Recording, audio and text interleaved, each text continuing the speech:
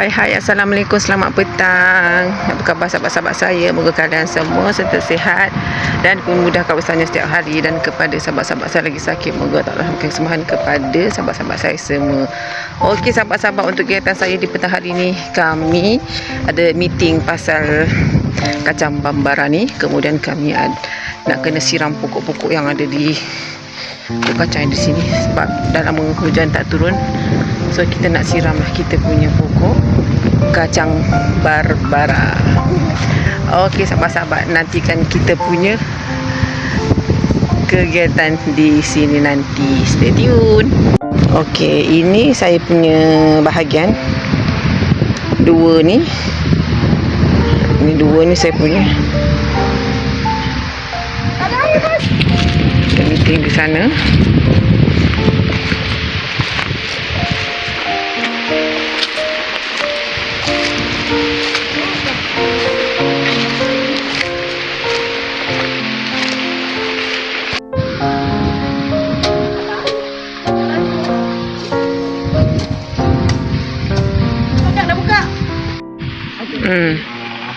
Buat apa? Kita buat live kat FB tu. Oh, ada share tak Facebooknya dekat dalam grup? Saya dah share dekat Cik Azmi. Oh, okey. Nama Facebooknya Suburkan Bahagian Tanah ni pula. Dia ada dia punya baja tu dekat LTM. Kita orang bawa sini dalam bahagian lah. Dia pakai sikit je boleh gepurkan beberapa buah hasil lah. Minta maaf lah datang pun keadaan macam ni. Simple lagi lah. Bukan hari tu diorang kata diorang nak buat tempat air ke?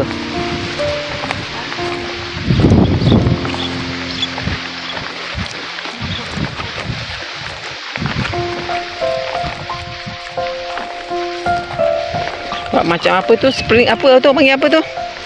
Orang macam berkebun tu panggil apa tu? Sprinkler apa? Kan orang berkebun nak menyiram pokok tu, tak payah pakai orang.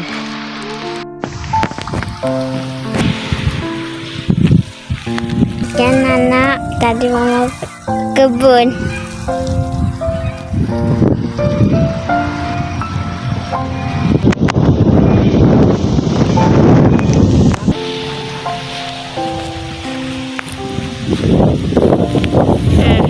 Nasi beli tu. Aduh.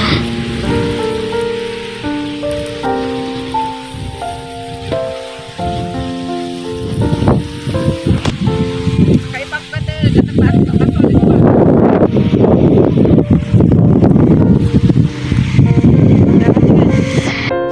Kan anak tadi mau kebun. Sampai dia nak. Kan anak sampai dia nak terbang mati.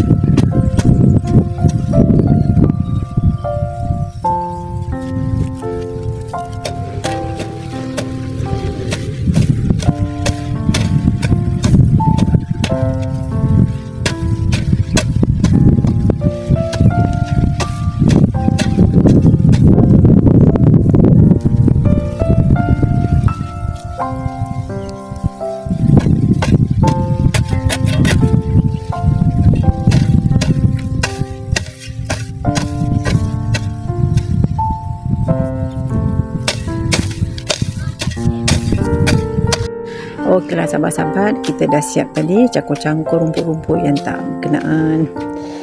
Kita dah siap tadi apa tu, siram kita punya pokok kacang. Ada sebahagian lagi yang di bahagian sini sampai di ke depan sana. Belum siap nak kita rapikan, nak cangkul-cangkul. Tunggulah besok-besok. Sekarang pun dah hampir nak maghrib. Kita stoplah dulu. Okeylah sahabat-sahabat, terima kasih dah menonton video saya daripada mula hingga akhir. Jumpa lagi di next video. Bye bye. Assalamualaikum.